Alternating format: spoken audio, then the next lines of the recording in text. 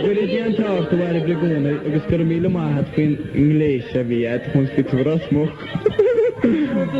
Cirtá, chasai. Chudás bledí rud.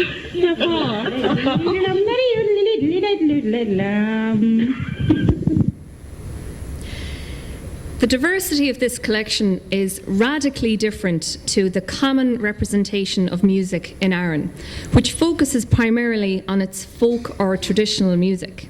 That focus has to do with the representation of Aran as a bastion of traditional Irish culture, and also with the agendas of professional collectors who were focused on preserving what might be lost. Indeed, none of the other collections documenting the music of Aran match the breadth of Bairbre, which shows a remarkable range of music, both mediated and locally performed by people of all ages and of variable musical ability and talent, recorded in houses, pubs, a school, a car, clips recorded off the radio, bootleg recordings and audio letters. Bairbre appears to be the most faithful representation of the actuality of the contemporary musical milieu in Aran and in Connemara, by which I mean what people were listening to as well as what they were performing and creating. The diversity of the collection, coupled with Barbara's different approaches to recording, prompted me to look more closely at her methodology. The key to understanding her methodology is first to understand her motives. Although Bairbre didn't articulate her motives for collecting music, it is possible to establish what they were by examining her collection and by drawing on the understandings of those who witnessed her work. The first thing to be said is that Bairbre sometimes regarded herself as a music collector. She made this clear not only in the content of her collection, but also when, from time to time, she called herself Ciaran MacMahona. This self-styled comparison with one of Ireland's most well-known contemporary collectors and radio broadcasters of traditional music, whose programmes Ceol Tíre and Job of Journey Work were very popular when Bairbre was collecting, is crucial to our understanding of her motives. At the time, MacMahona was not only treated as a celebrity by Irish traditional musicians, he was also regarded as an oracle, or at the very least a chronicler of that music.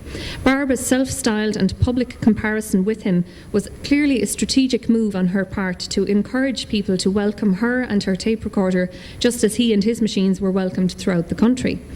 More than a fieldwork strategy, however, it also suggests that she imagined that some of the music around her was in danger of being lost and that she, as a collector, might be able to document it. She recognised the element of preservation in the work of recording. She deliberately set out to collect music. She set herself a high standard, a professional standard for recording the people around her. Not only did she focus on the stars of local music making, as any music collector might, she also tried frequently to capture the best possible quality of performance in the best possible quality of sound recording. It's clear, therefore, that as a collector, Bairbre had a strong sense of purpose and a sense of the value of her work, as well as a clear understanding of how best to achieve her goals. So regardless of its amateur status, her collection can be considered in the light of the work of contemporary professional collectors with whom she shared some goals. Along with the collector's motives, Bairbre had another motive that is fundamentally different, a motive that marks her collection as exceptional. This motive is best illustrated in terms of the folklorist Henry Glassey's theory about the traditional performing arts of Ballymonone, County Fermanagh, a theory that resonates in Aran, if not throughout many parts of Ireland, which holds that artistic performance achieves engaged union on a base of aristocratic reciprocity. One of the primary purposes of the work of collectors who record music is to document performances. However, Bairbre saw the recording machine not simply as the means to document performances, but also as an instrument with which she could ultimately increase her involvement or participation in the local practice of communal music making. As an audience member, her frequent introductions of the recording machine into the local practice of communal music making represent repeated efforts to engage once again with performers to acknowledge their talent, fortitude, wit, strength and duty, but in a new fashion. She also imagined that by recording those around her, she was not only creating more opportunities for people to share and to enjoy live music, she was also providing them with a novel opportunity to hear the sound of recorded local performances, an opportunity they had rarely, if ever, had before. She imagined that by helping to create these new and additional opportunities to appreciate local artistry, she, a non-musician, was becoming a performer within that milieu. She imagined that by recording those around her, she could insert herself into the local aristocracy of performance and so contribute more to the local practice of communal music making. Her role in these cases is termed here as that of a recordist, a person who enjoys the operation of recording and the experience of listening to and sharing the resulting recordings, but for whom the documentary purpose of recording is a secondary concern. Evidence to support this interpretation of Bairbre's other motive for collecting music is abundant in her collection, particularly in the recordings that demonstrate her frequently generous and opportunistic, sometimes chaotic, and apparently carefree attitude to recording. The difference between a collector and a recordist might best be determined not so much by the apparent thoroughness or quality of their work, but by examining their respective relationships with time. The collector's purpose is to document the present for posterity so that future generations might know what the music of the past sounded like. This is an example of what Benjamin Filene calls memory work. It is, in his words, an effort to string lines between past, present and future. Writing in 1956, Sidney Robertson Cowell captured a sense of this historical purpose and also the feeling of urgency that characterised and impelled it. She wrote, "Recording is not necessarily a museum thing, of course, in case that was implied, but is the only true way of knowing, preserving the knowledge of what native culture is in a form that can then be circulated with truth. The old is being snowed under so fast at the moment, and people will want so badly to know what it actually was in another generation or two, it needs an extra support at the moment." The recordist, on the other hand, is less concerned with the future, with the past, or indeed with any time except the present. For them, the purpose of recording is to enjoy and to contribute to the current moment. That future generations might also be able to enjoy and benefit from such recordings is, for the recordist, a secondary concern. Bairbre played each of these roles, the collector and the recordist, at different times and sometimes simultaneously. Nevertheless, being a recordist was more important to her than being a collector. The number of recordings created by Bairbre the recordist outnumbers the number of recordings created by Bairbre the collector by at least 3 to 1.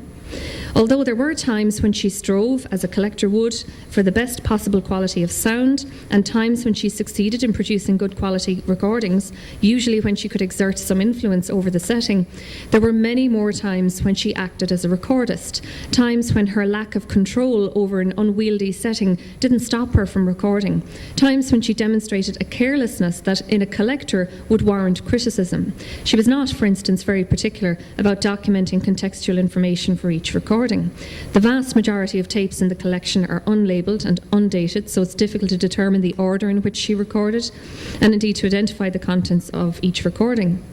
In her primary role as a recordist, however, documenting such details was ultimately less important to her than the actual act of recording. Being a recordist was about living in the moment, not about manufacturing memory. Being a recordist was not just more important to Bairbre than being a collector, it was in fact more vital.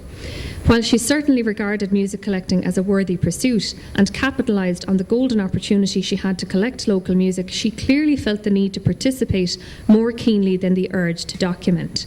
Long after her machine broke down and her tapes were momentarily silenced, the personal and collective memories of the occasions upon which she recorded, her family, friends and neighbours, sustained her and them. In the end, it emerges that her primary motive for collecting music in Aran and Connemara was to connect with the people around her, to make the journey envisioned by Glassy from separation to social accord. This motive explains why recording was, for a great part of her life, such a consuming passion for Bairbre, as her brother Stefan describes, and I paraphrase and translate what he said here. He says, "It was a marvellous thing at the time for her. She had great fun with it, and I might as well say that she lived with it, or she was consumed by it. She recorded plenty of songs. Her heart and soul was in it." Stephan's focus on Barbara's emotional connection with her work is revealing, especially in relation to her status as a local collector and recordist. As a local, she was, of course, conveniently resident in her field on a relatively permanent basis. She spoke the local language and was often friends with or related to those whom she recorded. Her familiarity with her contributors usually helped rather than hindered her work. Locals responded well to her, and sometimes better than they responded to professional collectors, knowing that she was not collecting music for a broadcast or for an archive. They may have been less intimidated by her efforts. More significantly, she was documenting a world of music from the inside.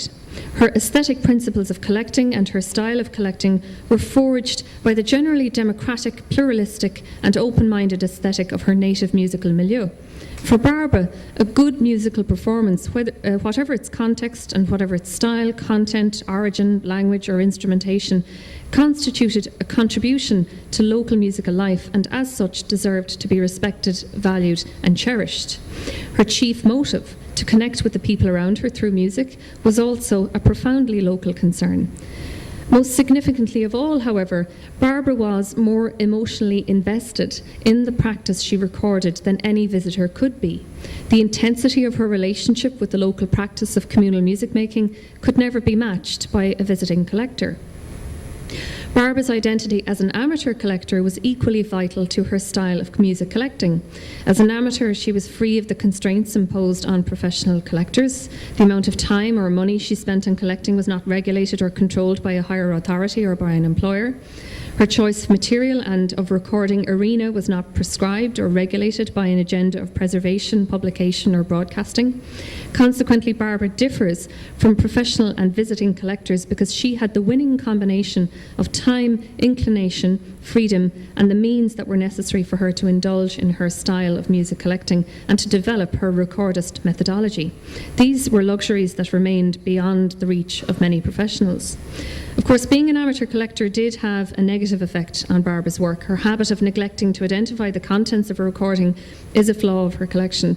There are also some surprising omissions. There are, for instance, a number of notable performers whom Bairbre did not record, performers here on the screen, whom she might have recorded, people who were recorded just a few years earlier by Sidney Robertson Cowell.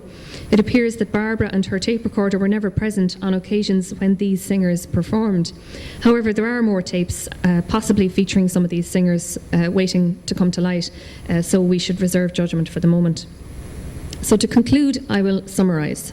We've learned that being a local and being an amateur were essential agents in the creation of the conditions in which Barbara's recordist methodology emerged. The negative aspects of being a local or an amateur collector, or both, are, I feel, outnumbered by the positive, which in this case produced a winning methodology for collecting music. Considering this fact, it is surprising and even disappointing that local and amateur music collections don't often receive the attention they deserve. Bairbre certainly created an extraordinary collection of recordings. With her winning personality and her ability to bring humour to an occasion, she developed a casual, playful style of collecting music that gives a tremendous sense of fun to her collection, a quality that resembles and represents the spirit in which the music was made. This sense of fun belies the seriousness of her motives. As a collector, she documented historically significant music, just as any professional collector would have done, but she had another motive, one that was driven by the hope of belonging, of achieving oneness, as Glassy called it, and by the fear of loss or lonesomeness. She imagined that recording the music makers around her would enable her to connect with them and with the community in general. In that quest, she recorded everything from the mediocre to the excellent in the hope of encountering the sublime, both in music and in communal feeling. Her other motive, which was radically different to those of other music collectors, inspired her recordist methodology, a methodology that has yielded a representation of unequalled historical accuracy. The sense of fun in her collection also belies the seriousness and indeed the magnitude of her achievement. Bairbre Quinn stands out of the milieu of music collecting in Ireland as a singular accomplishment. It offers what Hugh Cheap called a freshness of approach to the story of music in Aran. It indicates that contextual information is sometimes overlooked in music collections. It proves that amateur representations of this kind are important primary historical documents. Not only do they sometimes document times and places for which primary historical evidence is lacking. They can also challenge the traditional narratives of music, narratives that can dictate how we relate to music. The radical differences between Bailile Chun Mhaibhre and the work of visitors to Aran encourage us to question how issues of authorship, authority, perspective and context intertwine and impact on the representation of music. Indeed, despite their drawbacks, and notwithstanding the difficulties of accessing such collections, we must surely acknowledge the value of amateur collections and pledge to incorporate them into our studies of music in future. As Bailile Chun Mhaibhre illustrates, we have everything to gain from such efforts and nothing to lose. Gramagi.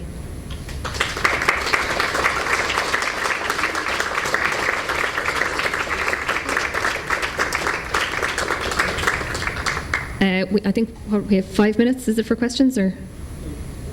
So go ahead. Yes. Very interesting paper, thank you. A really neat perspective on it. I think it's interesting that, you know, she's working in this region before the region got a local radio station. So in 1972, Radio na Gaeltachta, the Irish language wing of the national broadcaster in Ireland, they opened a studio on the mainland just across from the island.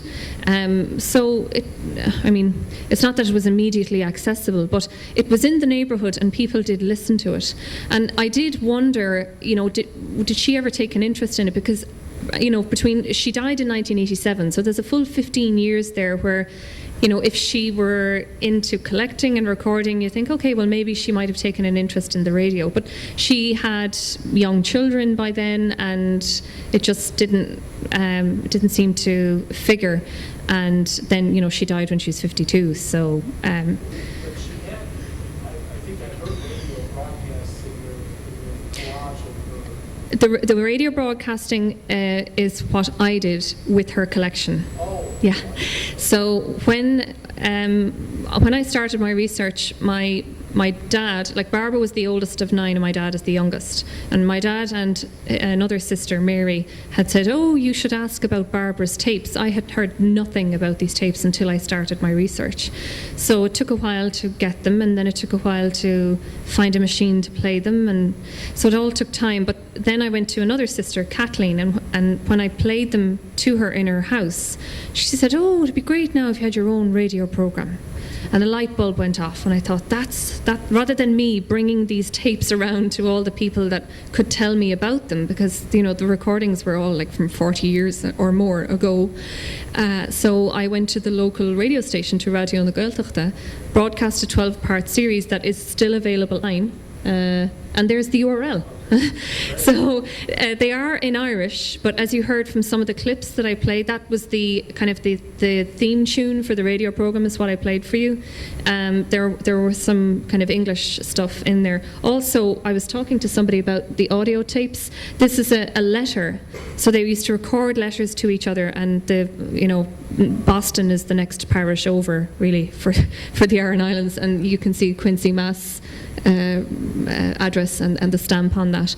So these tapes used to go over and back. So I have a recording that was made in Boston by a relative that sort of never went back to Boston. They used to tape over the tapes. So yeah, that's the radio connection. She recorded material off the radio, yes, but she had nothing. She never worked with any professional recording institution or anything like that. So, okay.